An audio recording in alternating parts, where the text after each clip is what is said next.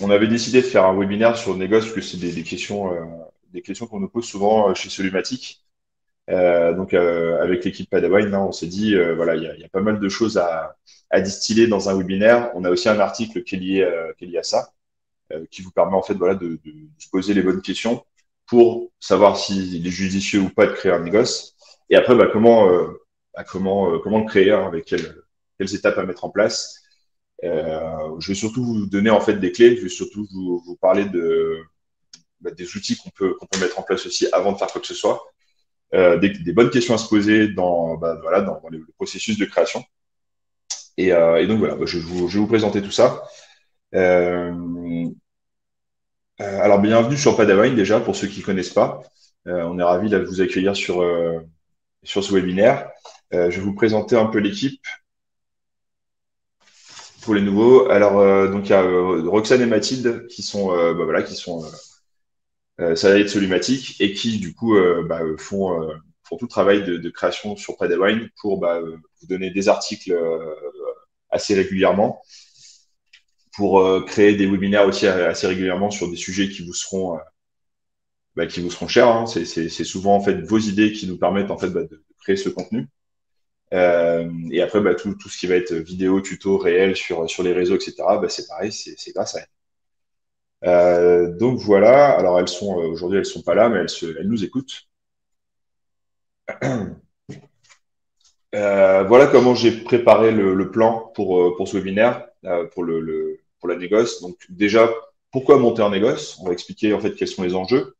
Et puis après, toutes les étapes à suivre, donc le choix de l'entité juridique, le choix du régime social et fiscal, le régime douanier, le business plan et la gestion des stocks. Voilà, là, on va être sur un plan complet justement pour se poser les bonnes questions. Au niveau du son, est-ce que vous m'entendez bien? Si vous voulez mettre un petit chat, c'est OK? Il n'y a pas de coupure, il n'y a pas de... OK, ça roule. Très bien. Tac. Alors, voilà ce que j'entends souvent chez nos clients, ou même voilà, quand il y a discussion là-dessus. En fait, on n'a pas assez de production à vendre, la récolte n'est pas suffisante pour faire le chiffre d'affaires prévisionnel. Ce qui fait que il y a souvent un blocage, hein, ce qui fait qu'il y a souvent une limite en fait dans l'entreprise. Et du coup, il n'y a pas d'autre moyen que de réduire les charges, de réduire le salarié, enfin, les salariés pour que l'équilibre se fasse. C'est là où en fait le négoce peut rentrer en compte, parce que du coup, on pourrait suppléer à tout ça. Alors tout d'abord, c'est important de définir ce que c'est une société de négoce viticole, hein. C'est une entreprise qui achète des vins ou des spiritueux auprès de producteurs ou d'autres négociants, dans le but de les revendre à des clients finaux tels que des cavistes, des restaurateurs, des distributeurs, enfin voilà, vos canaux habituels. Là, généralement, la question se pose quand voilà, votre production n'est pas suffisante, que vos acheteurs réguliers sont demandeurs. Du coup, il y a un risque derrière, c'est que ces acheteurs-là se tournent vers d'autres prestataires qui auraient une production plus grosse afin de satisfaire la demande en une seule fois. Euh, donc voilà, c'est là où en fait la création d'un négoce va rentrer en jeu. Donc pourquoi monter un négoce? Il y a plusieurs, on va dire, il y a plusieurs choses à prendre en compte. On peut, euh, on peut se dire que la création d'une société de commercialisation de négoce, en plus d'une société de production, va pouvoir nous aider en fait sur l'augmentation déjà du chiffre d'affaires. Donc, en ajoutant une activité de négoce à la société de production, on peut élargir en fait le portefeuille de produits. Donc, entre vos produits à vous puis les produits que vous allez acheter, on augmente en fait la chance de faire du chiffre d'affaires. Euh, et la chance aussi d'atteindre de nouveaux marchés. Ça peut stimuler les revenus en vendant non seulement vos propres vins, mais également les vins d'autres producteurs avec lesquels vous allez pouvoir établir des partenariats et des contrats. On peut également développer des marques exclusives, des produits spécifiques pour répondre à des segments spécifiques justement. Donc c'est là où en fait vos compétences en termes de professionnels des vins et spiritueux va rentrer en action à ce niveau-là, parce que vous allez connaître en fait le marché, vous allez connaître les demandes, vous allez connaître les attentes de vos clients, et c'est à partir de là que vous allez pouvoir commencer à créer on va dire l'offre qui va correspondre en fait à tout ça. Euh, c'est là aussi où l'utilisation des créneaux de distribution que vous avez déjà, qui sont déjà existants, ça va vous faciliter la tâche et ça va permettre de répondre à la demande. Je peux vous dire que, en fait, avec vos canaux de distribution qui sont présents aujourd'hui avec votre production, bah, ces canaux, on va pouvoir les réutiliser pour en fait faire de la vente additionnelle grâce au négoce. Donc c'est hyper important en fait de choyer ces canaux de distribution parce que bah, ils vont vous permettre en fait justement d'augmenter ce chiffre d'affaires. Je parle de la diminution des risques. Alors forcément, là, on est plus dans le prisme de l'entreprise. Euh, le métier de vigneron, le métier agricole en général, en fait, est soumis à pas mal d'aléas. Je ne vais pas vous l'apprendre. Ces aléas, en fait, peuvent en fait augmenter les risques considérablement en fait pour la gestion d'une entreprise. Il s'agit par exemple, de penser à une récolte qui saute, à une récolte qui est divisée par deux, par trois. Voilà, plein de choses comme ça, je sais pas, à des problèmes qui sont liés justement au vin, etc. Ce qui fait que derrière le chiffre d'affaires peut être entaché complètement. Du coup, la diversification pardon, bah, des sources de revenus, la création d'une société de négoce, par exemple, permet en fait bah, de diversifier les sources de revenus pour l'entreprise. Ça peut aussi réduire la dépendance à l'égard d'un seul produit ou d'un seul marché. Si par exemple avec votre société de production, vous étiez dépendant d'un seul marché, bah là c'est pareil. En passant par un négoce et en augmentant en fait bah, les différents marchés, en ouvrant différents autres marchés, on réduit le risque. Parce que bah, imaginez que demain le seul marché que vous avez en fait est cassé parce que bah, le fournisseur, enfin le client a décidé de choisir un autre fournisseur. C'est hyper risqué pour vous. Euh, donc voilà, si les conditions sont défavorables pour la vente de vos propres vins, vous pouvez toujours générer des revenus grâce en fait à la commercialisation de vins d'autres producteurs ou en proposant d'autres produits liés à l'industrie viticole, tels que des accessoires, des services, du conseil, etc. On pourrait avoir cette société comme un couteau suisse. Faut vraiment retenir ce mot parce qu'à partir du moment où elle est créée, en fait, elle va vous permettre de vendre presque tout ce que vous voulez. Donc là, ça n'a rien à voir avec le négoce, mais on pourra par exemple faire de l'onotourisme, la prestation, l'achat-revente, tout ce qu'on veut derrière. Fiscalement, ce sera beaucoup plus intéressant. Dans la diminution des risques, bah, j'en parlais tout à l'heure, hein, la réduction des risques systémiques aussi. La production viticole est toujours soumise à des risques naturels tels que les conditions météorologiques, les maladies, variations de récolte, etc. Donc, en ajoutant le négoce pardon, à l'entreprise, on peut réduire les risques liés à la volatilité de la production en achetant du vin et en faisant en fait, enfin, en allant piocher sur d'autres marchés.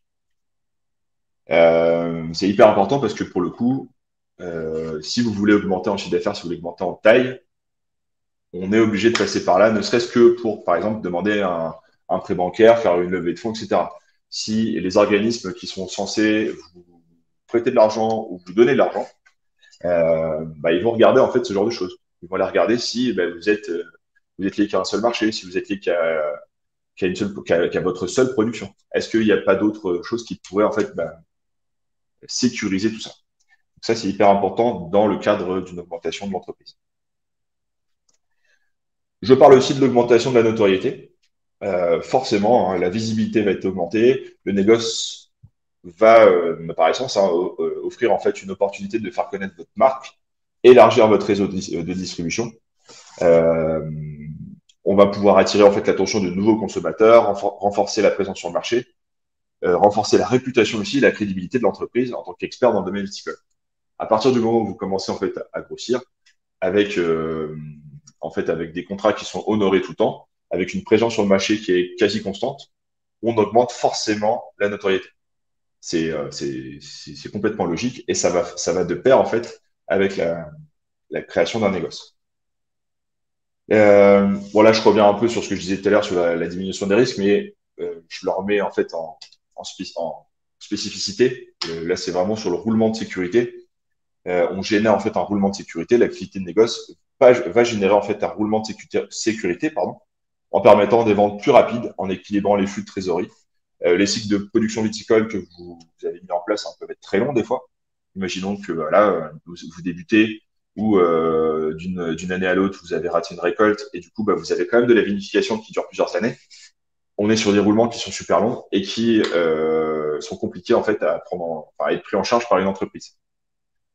Du coup, en rajoutant cette activité de négoce, bah, on peut commercialiser des ventes plus rapidement, ce qui génère des rentrées d'argent, qui génère du chiffre d'affaires ça assure en fait la stabilité de l'entreprise. Euh, Tout ça, c'est forcément, hein, c'est au cas par cas. Il faudra mener votre analyse personnelle en fonction de vos marchés, en fonction de la stratégie qui est déjà en place, hein, afin de maximiser justement bah, les avantages qui découleront de la création de cette société de négoce. Voilà l'introduction, on va dire, qui nous permet à tous, en tant qu'entreprise, en fait, de trouver les avantages sur le montage d'une société de négoce. Encore une fois, je leur dis, hein, c'est pour, enfin, je le vois chez pas mal de clients, c'est vraiment représenté comme un couteau suisse. C'est une société qu'on va mettre en fait au-dessus de toutes les autres que vous pourrez avoir, que ce soit une société de production, une société, je sais pas si vous avez une USI, etc. On la met au-dessus en fait, et c'est elle qui va commercialiser. Vous pouvez l'appeler comme ça aussi. Une société de commercialisation. C'est elle qui va commercialiser en fait bah, tout ce que vous avez. Et grâce en fait, on va le voir après, hein, au montage fiscaux, les régimes douaniers, régimes fiscaux à choisir, vous allez pouvoir optimiser encore plus en fait bah, les revenus et, euh, et du coup la réussite de l'entreprise. Est-ce que vous avez des questions là-dessus? N'hésitez pas à les poser là. Est-ce que ça vous paraît pertinent? Est-ce qu'il y a a priori, ça a l'air d'aller.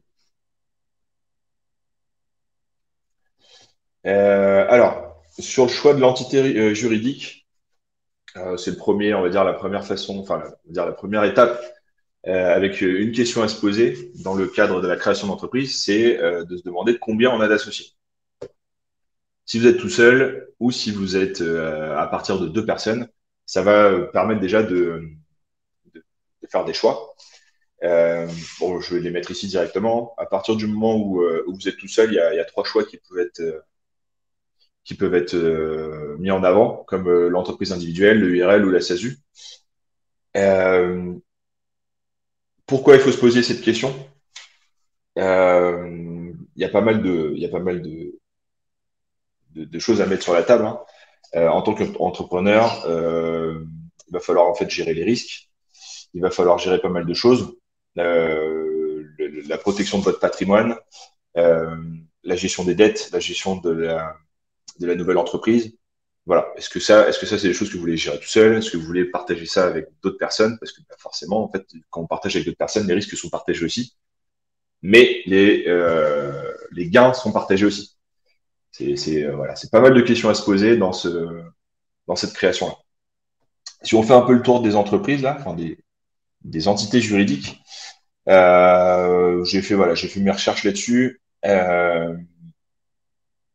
Hop, je reprends ça. Les options les plus courantes quand vous êtes seul, l'auto-entreprise, société à responsabilité limitée, société par action simplifiée. L'auto-entreprise est une forme d'entreprise individuelle qui est simple à créer, à gérer, mais qui ne permet pas de séparer vos actifs des actifs de l'entreprise. Tout sera mélangé en même temps que votre patrimoine personnel. Si vous comptez pas faire beaucoup de chiffre d'affaires et si vous comptez pas faire quelque chose de très risqué d'entrepreneuriat, ça peut être une bonne option. Parce que du coup, c'est quand même très simple et ça permet vraiment d'aller jusqu'au bout. Euh, la SARL, forme d'entreprise qui permet de séparer les actifs justement de l'entreprise et ceux des associés, mais qui est un peu plus complexe à créer, à gérer. C'est adapté pour ceux qui veulent faire un chiffre d'affaires plus élevé. Dès que vous avez fait un business plan qui est beaucoup plus haut, on vous conseillera de faire de la SARL pour que justement bah, ça puisse gérer tous ces risques-là. SAS, forme d'entreprise qui permet de séparer les actifs aussi d'entreprise, mais ceux des actionnaires, mais qui est encore plus complexe à créer et à gérer. Elle est adaptée pour les entreprises à chiffre d'affaires très important et à risque élevé. Donc là, c'est pareil, c'est en fonction des niveaux que vous allez prévoir. On pourra passer soit la SRL, soit les SS. Dans tous les cas, c'est bien de les avoir en tête, c'est bien de se renseigner personnellement sur ces formes d'entreprise. Mais dans tous les cas, moi, je vais vous dire je vais vous dire en fait de vous rapprocher directement de votre expert comptable parce que bah, c'est lui en fait qui va vous donner les bonnes indications. Je vais vous mettre un lien ici. Hop, c'est le lien qui est directement le lien qui est prévu sur le site du gouvernement et qui va vous permettre en fait de gérer, enfin de voir en fait où là ça vous montre en fait l'entreprise individuelle, mais ça va détailler tous les autres types d'entreprises. Donc n'hésitez pas à aller vous renseigner dessus. N'hésitez pas à vous faire un tableau, à faire les avantages et les inconvénients de chacune pour choisir la bonne. Et dans l'étape finale, demandez à votre expert comptable ou à l'expert qui pourrait vous gérer ça, quelle serait la meilleure forme d'entreprise à choisir dans le projet que vous pourrez avoir. Donc voilà. Je vais vous donner je vais vous donner un autre lien. C'est le lien de la BPI. Alors, je l'ai utilisé pas mal de fois dans la création de projet. C'est hyper bien fait et surtout, c'est gratuit. Ce qui fait que bah, derrière, en fait, vous allez pouvoir simuler pas mal de choses. Vous allez pouvoir en fait tester toutes les cas possibles en fonction du projet que vous avez. Et derrière, ça évite en fait de perdre trop de temps à demander à droite, à gauche, etc.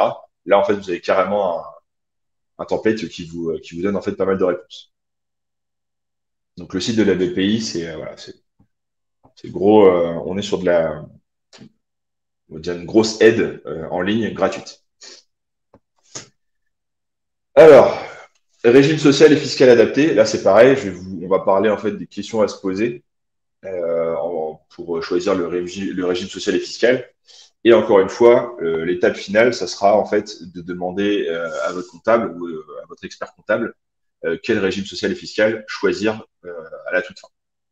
Parce que effectivement, on est sur on va dire des choix qui sont assez précis, enfin, qui vont vous permettre en fait plus tard de prendre moins de risques, de gagner plus d'argent parce que moins d'impôts à la fin du mois. Et voilà. Euh, Tac, je reprends rapidement ça. En tant que dirigeant, vous allez pouvoir bénéficier de deux régimes, hein, l'assimilé salarié ou le non salarié. Faudra bien peser le pour et les contre. Sur l'assimilé salarié, il y a une protection sociale plutôt complète hein, à la hauteur d'un salarié en entreprise, mais avec un taux de cotisation qui est beaucoup plus élevé.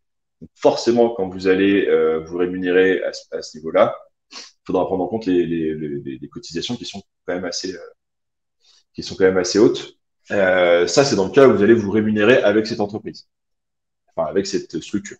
Après, il y a le cadre non salarié avec un taux de cotisation très faible pour l'entreprise et une absence de protection sociale. Donc voilà. Donc là, il faudra bien choisir en fait faudra bien choisir les deux et surtout demander à votre expert comptable parce que derrière, il faudra penser à long terme hein, entre entre le régime social de votre conjoint ou votre conjointe aussi parce que ça pourra être inclus dedans. Donc voilà, il y a énormément de questions à se poser à ce niveau-là et donc voilà. Euh, J'avais noté deux choses. Je vais vous transmettre le lien ensuite, justement pour choisir les différents taux, enfin les différents régimes à choisir, que vous soyez en fait en SARL, que vous soyez en impôt sur les sociétés ou l'impôt sur le revenu directement, parce que ça peut être soit l'un soit l'autre, en fonction du régime que vous allez choisir. Je vais vous mettre le lien après là sur le chat pour que vous puissiez en fait faire vos choix. Et donc voilà. Donc je le redis ici, hein, toujours aller chercher l'expert comptable au final pour qu'il puisse en fait vous donner les meilleures astuces en fonction du projet que vous allez mettre en place. Le régime douanier. Alors là, on rentre dans le cœur du métier, c'est pour ça que je voulais en parler un peu plus. Il y a trois questions à se poser. Enfin, il y aurait trois cas différents, on va dire. Est-ce que je vais acheter du vin et des spiritueux en droit suspendu, donc soit du vrac, de la citerne, du tiré bouché, afin de la transformer et l'habiller. Donc, je veux imposer ma marque en fait sur du vin que je vais importer ou que je vais acheter tout simplement. Hein. Je peux acheter des bouteilles toutes nues en fait et sur lesquelles je vais mettre mon étiquette, ma contre-étiquette, etc. Est-ce que je vais vendre du vin à l'étranger? Ça, c'est une autre question à se poser aussi parce que tout peut être cumulé. Hein. ou est-ce que je vais uniquement acheter et revendre des vins et spiritueux sans transformation? Donc ces trois questions sont bien à se poser et peuvent être cumulées. La société de négoce peut cumuler ces trois activités. Alors après, c'est encore une fois en fonction du projet que vous avez. On a plein de clients, ils font uniquement de l'achat-revente. C'est en fait pour faire voilà, de la vente additionnelle. Ils vendent, je sais pas moi, ils vendent une partie de leur production et avec, en fait, ils peuvent y associer du stock en fait d'un autre producteur pour augmenter le chiffre d'affaires. Là, on est sur de l'achat-revente pur et c'est la société de négoce en fait qui va gérer la vente finale. Il y en a qui font ça, puis il y en a qui achètent du vin en vrac et qui l'assimilent en fait à leur production entre guillemets pour faire leur lignée de produits. Là, on est sur une autre façon de faire et il y en a qui font les deux tout simplement. Voilà. La question sur l'export, ça permet en fait d'optimiser pas mal de choses en ce qui concerne le paiement des taxes. Donc c'est pour ça que c'est bien de se poser ces trois questions. Et en fonction de ces trois questions, il y a du coup, il y a ces trois choses-là à gérer. Il y a les agréments à prendre en compte. L'agrément en fait sur l'exportation des vins, sur l'importation de vins étrangers aussi. Quand vous allez en fait acheter du vin de l'étranger, il y a des agréments à avoir. Et l'agrément de l'entrepositaire agréé, enfin de l'entrepositaire de vin. Toutes ces choses-là sont du travail. Donc, par exemple, l'entrepositaire agréé, vous devez le savoir mieux que moi. Pour obtenir l'agrément, c'est pas mal de travail. C'est une compta matière qui est au poil et qui peut être contrôlée quand même assez régulièrement et qui peut être soumis à amende. Donc là, vous, aussi, vous prenez un risque. À partir du moment où vous êtes entrepositaire agréé, vous prenez un risque. Par contre, en avantage, c'est que du coup, vous achetez les vins et spiritueux de votre société de production ou de vos fournisseurs, hein, ce qu'on appelle en droit suspendu. Ça veut dire que en fait, vous les achetez sans les droits d'alcool qui sont dessus. Donc, dans le cadre d'un achat de vin en grande quantité, ça peut représenter un montant qui est quand même assez incroyable. Donc, déjà, vous économisez ce flux de trésorerie. Dans le cas d'une vente à l'export, c'est ces droits de circulation, ces axes que vous n'avez pas payés pour le coup, ne seront pas non plus à facturer à l'export.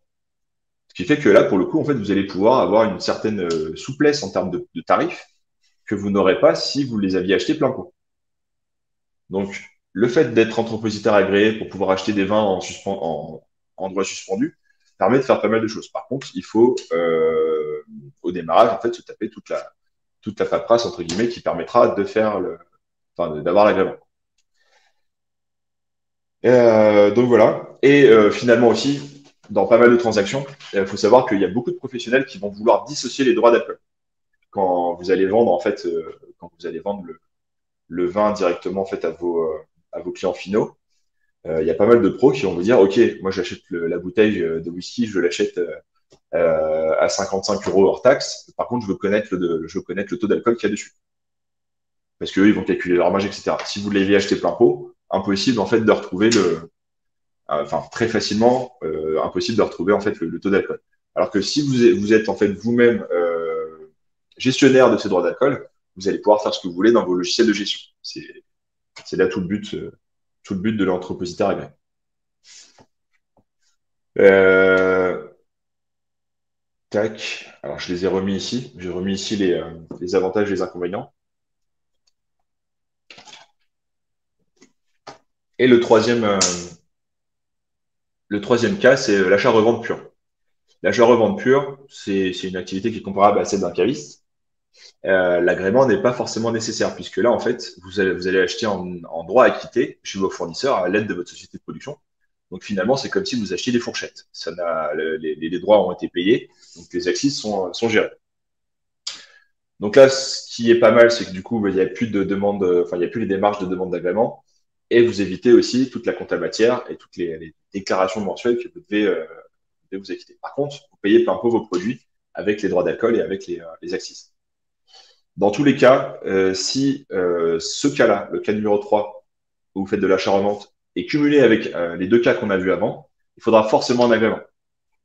Les douanes vont vous demander un agrément et vont vous demander en fait aussi de faire la compta matière de tous vos achats-reventes, même s'ils sont en droit acquitté.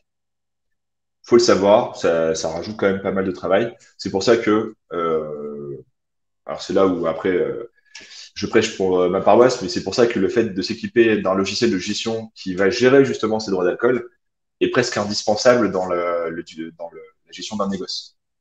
Parce que pour le coup, en fait, vous allez avoir d'un côté du droit suspendu, de l'autre côté du droit acquitté, de l'autre côté votre production qui est soit en droit suspendu, soit en droit acquitté aussi. Ça dépend comment vous allez gérer les choses, on va en parler après. Euh, Si ça n'est pas géré correctement, si ça n'est pas implanté correctement dans le logiciel de gestion, derrière, vous allez vraiment vous arracher les cheveux en fait à faire vos déclarations. Donc voilà. Donc le régime douanier, encore une fois, hyper important en termes de choix. Posez-vous les bonnes questions dans un premier temps, savoir quel type d'achat vous allez faire. Et donc voilà.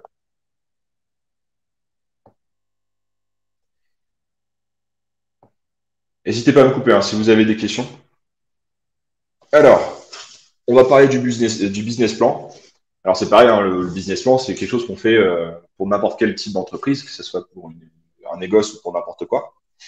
Il y a une méthodologie qui reste quand même, à prendre en compte. Euh, Moi, je propose en fait que on réorganise que la société de production, qu'elle soit réorganisée en tant que fournisseur principal en fait de la fameuse société de négoce qu'on va monter.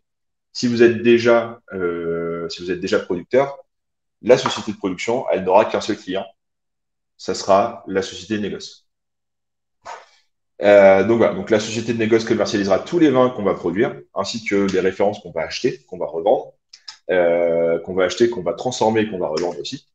C'est très important là, pour le coup, c'est très important de ne pas commettre l'erreur de facturer un client avec deux sociétés. C'est en fonction des produits qu'il va acheter. Parce que imaginez que vous avez votre production, puis vous avez vos achats-reventes. Imaginez un client, il dit, moi, je veux 2 palettes de ci, puis 3 palettes de ça.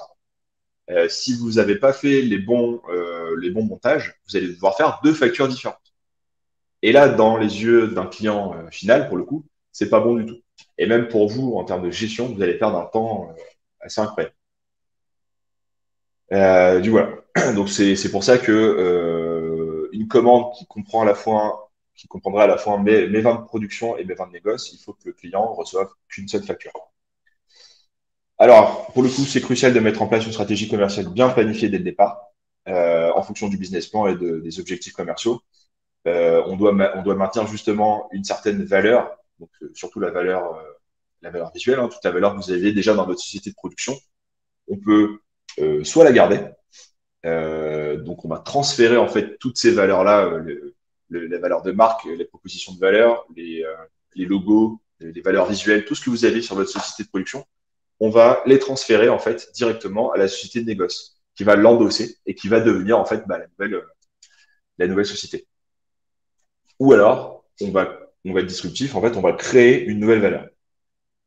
Ça, c'est pareil, c'est en fonction du projet que vous allez avoir. Peut-être que vous allez vouloir en fait créer une vraie société de négoce qui va être en fait, on va dire multiculturelle en ce qui concerne le vin pour le coup, et qui va offrir des vins de toutes les enfin, du monde entier. Là, pour le coup, il s'agirait peut-être éventuellement de créer une nouvelle valeur visuelle, une nouvelle proposition de valeur pour que ça puisse coller avec la nouvelle activité que vous allez mettre en place. Par contre, si c'est juste votre production à vous qui serait augmentée et qui, de temps en temps, pourrait en fait faire de la vente additionnelle avec des produits qui seraient de la région, etc. Là, il s'agirait juste de faire un transfert en fait de valeur pour que derrière, en fait, voilà, vous ayez pas à remonter toute une notoriété, vous n'ayez pas à remonter toute une marque, etc. Donc bien gérer en fait ces deux cas-là, parce que pour le coup, ça permet vraiment en fait de bien définir les choses dès le début.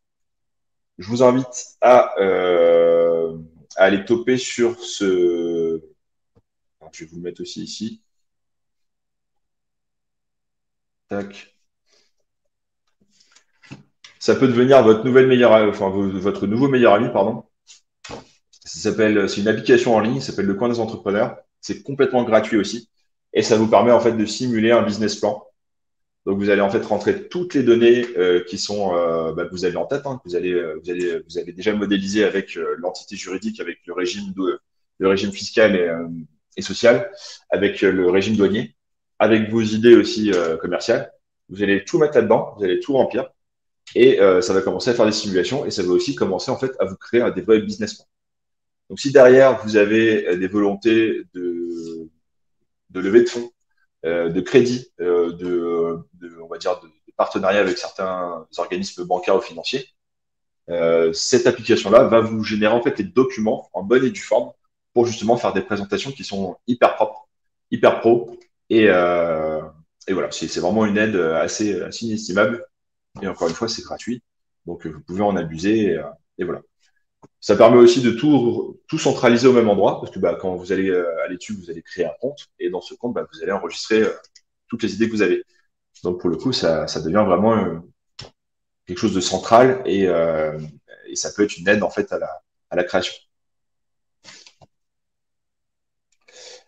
Alors, si je résume en fait sur le business plan, je pourrais dire que la stratégie commerciale qu'on va mettre en place en fait, selon ça, enfin selon ce qu'on vient de dire, ça vise à optimiser en fait la relation entre la société de production qu'on pourrait déjà avoir et la société de négoce. Ça va permettre de surtout simplifier les processus vis-à-vis du client final, maintenir une valeur visuelle cohérente pour atteindre les objectifs qu'on a mis en place. Par contre, il faudra aussi et quand même respecter une certaine étanchéité entre les deux sociétés. Une fois que la société de négoce est montée, c'est bien une société qui est à part. Même s'il y a des échanges qui se font assez régulièrement, il faudra que comptablement et fiscalement, ce soit respecté et complètement étanche. Donc, il faudra vous dire que d'un côté, pour le production, par exemple, vous allez avoir une déclaration mensuelle, vous allez avoir un bilan final aussi de vos données comptables, vous allez avoir une comptabilité bien à elle. Et pour le négoce, en fonction du régime douanier que vous avez pris, eh ben, ça sera pareil, ça sera complètement doublé. Ça, on pourra jamais faire quelque chose on va dire, de mélangé, parce que derrière, c'est une autre entité juridique. Donc ça, c'est pareil, c'est bien à avoir en tête parce que pour le coup, c'est du travail. Faudra gérer ça en plus de la société de production ou de la société que vous avez déjà. Donc voilà, je finis sur la gestion des stocks. C'est là où, pareil, il y a plusieurs méthodes à mettre en place. Là, je vais plus en parler parce que ça fait partie du métier aussi. Ça reste un aspect assez crucial de la société parce que du coup, ça va vous permettre de bien gérer les stocks pour éviter les ruptures de stock. Ça va aussi éviter les surstocks, maximiser les marges parce que bah, pour le coup, si vous avez des entrepôts, etc., optimiser tout ça pour que justement la marge soit au maximum. Dans une gestion simplifiée, pardon, tous les stocks achetés seront comptabilisés et entrés en stock dans la gestion commerciale. Ça va permettre en fait de suivre les ventes et les stocks en temps réel. Moi, j'ai deux méthodes à vous proposer. J'ai la méthode numéro une, c'est la facture à l'année. Alors, quand je dis la facture à l'année, je vulgarise, hein, on peut en faire plusieurs. Mais le but du jeu, en fait, c'est de se dire, dès qu'on fait une mise en bouteille et que on va dire, on alloue ce stock-là, en fait, au négoce, bah, du coup, on lui facture directement. Donc, on fait une mise en bouteille, on facture le stock en question, on le facture au négoce. Et, euh, et donc, voilà. Donc, c'est soit en droit suspendu, ça permet de régler en fait les stocks une seule fois par an, mais ça peut générer, pour le coup, un énorme trou de trésorerie. C'est là où il faut bien prendre en compte la chose. Surtout si la société de négoce en face n'a pas d'agrément en fait d'entrepositaire de vin. Parce que là, pour le coup, vous allez payer, vous allez devoir débourser en fait d'un côté bah, ce que ça va rapporter au négoce, et vous allez aussi devoir débourser tous les axes, toutes les taxes qui sont liées aux alcools. La méthode numéro 2, c'est la méthode qu'on préconise le plus souvent parce que pour le coup, on est sur une méthode en flux tendu. On va minimiser tous les risques. On va simplifier les flux inter-sociétés pour le coup. On ne facture que ce qui a été vendu. On ne déclare en fait en acquitté uniquement ce qui a été vendu. Et donc voilà. Donc là, pour le coup, ce qu'on fait, c'est que si vous faites de la mise en bouteille à la demande, euh, même pas, enfin même si vous faites de la mise en bouteille en fait à l'année, nous ce qu'on va faire c'est que on va partir de la société négoce à stock zéro. On va faire les ventes en fait sur le mois en cours parce que ça va se passer sur des mois glissants. sur le mois en cours, on va faire toutes les ventes que l'on souhaite à partir du négoce sur le stock en fait de la société de production. Donc, je sais pas, par exemple, vous avez vendu, je sais pas, 4000 bouteilles de la société de production. Donc là, il y a un stock qui s'est créé en négatif en fait dans la société de négoce. On est à moins 4000 par exemple. Et du coup, à la fin du mois, la société de production va facturer les 4000 bouteilles qui ont été vendues pour la société de négoce. Et là, on revient au zéro. À partir de là, en fait, on reste en flux tendu. Pour le coup, on est sur du vrai flux tendu. On a facturé uniquement ce qui a été vendu. Donc, on n'est pas en train de faire des trucs de trésorerie. On n'est pas en train de payer des taxes pour rien parce que bah, on va pas les payer à l'avance. Faut dire que les taxes de circulation, ça veut dire ce que ça veut dire. Taxes de circulation, c'est quand la bouteille circule en France. Alors que si en fait on fait un flux intersociété, on l'a juste vendu à une autre société qui va la revendre et circule pas vraiment. Donc là, la taxe, elle n'a pas lieu d'être, mais si vous le faites comme ça, elle sera censée être due pour les deux. Alors que si on est en flux tendu, on ne fait payer les taxes de circulation que quand ils sont vendus au client final. C'est là où généralement on prend moins de risques, on fait pas de trou dans la trésorerie. Par contre, la chose à prendre en compte, hein, c'est que derrière, c'est de la gestion. C'est de la gestion. Il faudra bien prendre en compte en fait dans le logiciel de gestion bah, tous ces flux-là pour que derrière, ça soit on va dire, clair dans dans vos stocks et dans votre tête aussi. Donc encore une fois, je prêche pour ma paroisse. Hein. Dans un logiciel de gestion comme Etsiof, par exemple, ou bien d'autres, c'est des choses qui sont possibles. Intersociété, on va pouvoir faire d'un côté en fait les ventes négoces et de l'autre côté en fait faire un récap pour faire une facture à la fin, en fin de mois en fait sur la société de production. Si vous faites ça, généralement, ça se passe plutôt pas mal. Donc voilà. Alors pour conclure sur le négoce, hein, si vous vous trouvez dans une situation où la demande de vente dépasse l'offre, c'est souvent lié à ça, vous souhaitez augmenter le chiffre d'affaires, en optimisant en fait vos flux commerciaux et logistiques, la création d'une structure de négoce peut être une solution prometteuse. C'est ce que je disais au début. Hein, c'est souvent mes clients me disent que bah, voilà, j'ai pas assez à vendre, j'ai pas assez de flux, j'ai pas assez de bouteilles en fait à proposer aux clients. Là, je peux proposer en fait une création de négoce. Vous allez pouvoir élargir l'offre, vous allez pouvoir proposer vos vins ainsi que bah, des vins que vous allez pouvoir transformer, acheter, revendre, en plus hein, de vos cuvées existantes.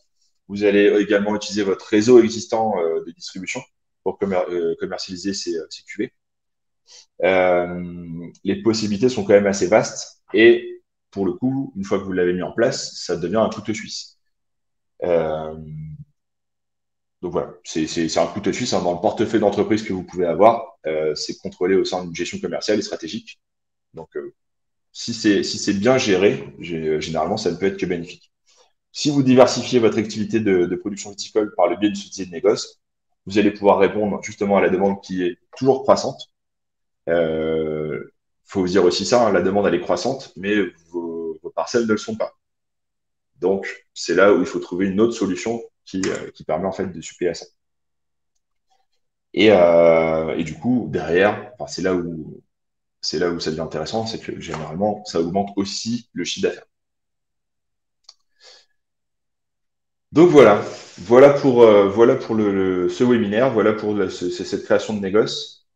Est-ce que vous avez des questions? Est-ce qu'il y a des remarques? Est-ce qu'il y a des choses à revoir? Est-ce que vous l'avez déjà fait, par exemple? Des choses que vous avez déjà fait?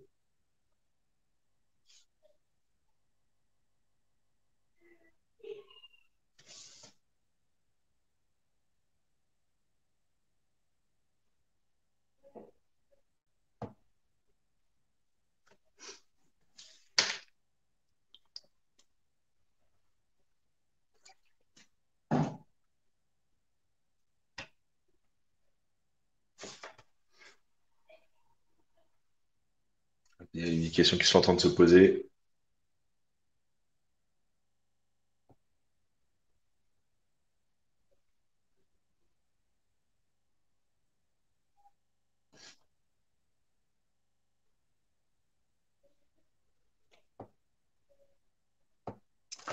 Si vous avez des questions, n'hésitez pas à utiliser le chat. Je vois que Camilla est en train de poser une question.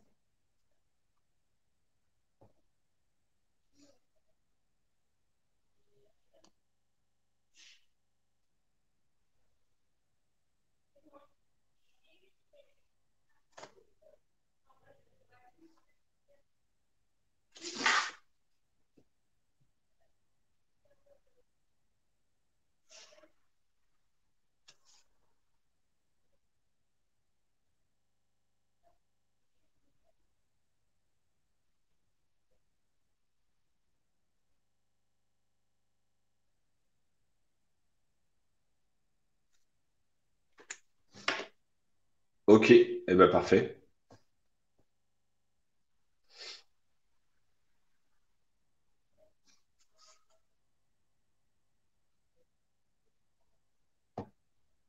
Ok. Alors du coup, c'est intéressant, Katia.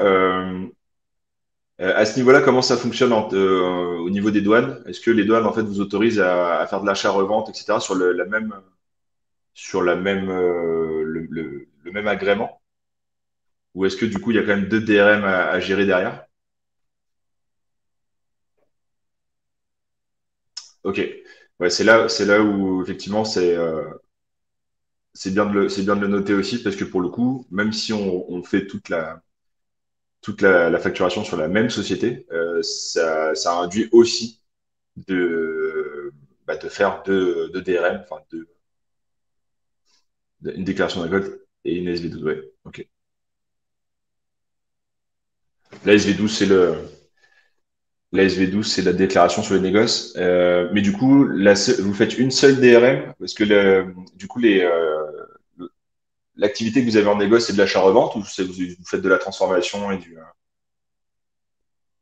vous achetez en acquitté, suspendu? Comment ça se passe en termes de négoce? Ok. Ok, du coup, les douanes considèrent que ça fait partie ok, ça fait partie de la même déclaration. Très bien. Alors effectivement, ça fait partie des cas aussi qui sont à prendre en compte. Là, encore une fois, bah, c'est les deux sociétés qui fusionnent, c'est pareil, il y a des avantages et des inconvénients, c'est qu'on met les risques, en fait, tous les risques, on les met sur la même société. Quand on est en séparé, bah, il y a le risque de la production, le risque de la négoce, et puis bah, on va dire, le roulement des deux. Après, tout dépend après, de comment vous travaillez, si c'est en famille, etc. C'est là où effectivement ça permet de faire pas mal de choses. Mais c'est un choix qui est quand même aussi possible, complètement. Et du coup, bah, là, si on reprend un peu les questions à se poser, bah, voilà, c'est combien j'ai d'associés, quels sont les risques en fait de mettre en place, est-ce que l'agrément est compliqué à avoir ou pas, est-ce que les douanes l'acceptent ou pas. Il y a énormément en fait de choses à prendre en compte à ce niveau-là pour créer ces entreprises-là.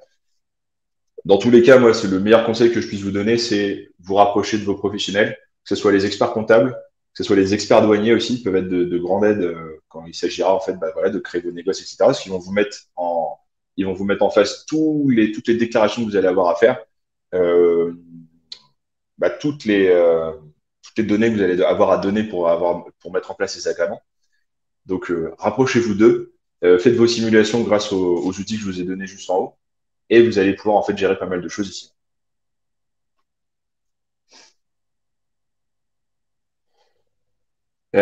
Ok, bah, j'ai l'impression qu'il n'y a plus de questions. Tac. Alors, on n'a toujours pas défini la date du prochain webinaire parce que bah, il y a les vacances, mais restez sur enfin, vous allez recevoir hein, sur Padawan en fait les dates des prochains webinaires et pour le coup en fait là on va inviter des partenaires.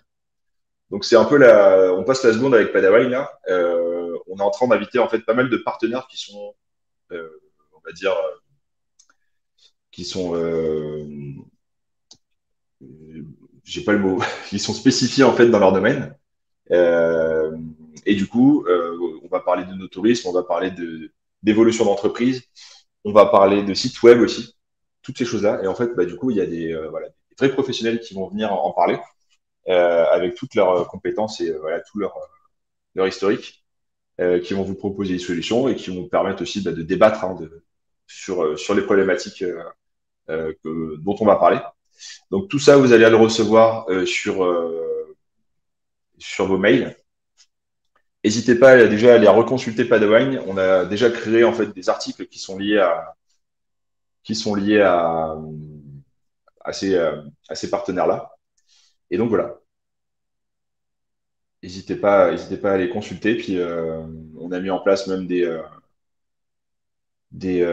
si ça vous intéresse, on a mis en place des petits formulaires qui permettent de les contacter directement. Merci à tous, merci pour votre écoute. Je vous dis à bientôt pour voilà, un nouveau webinaire. Et du coup, bonne journée à tout le monde.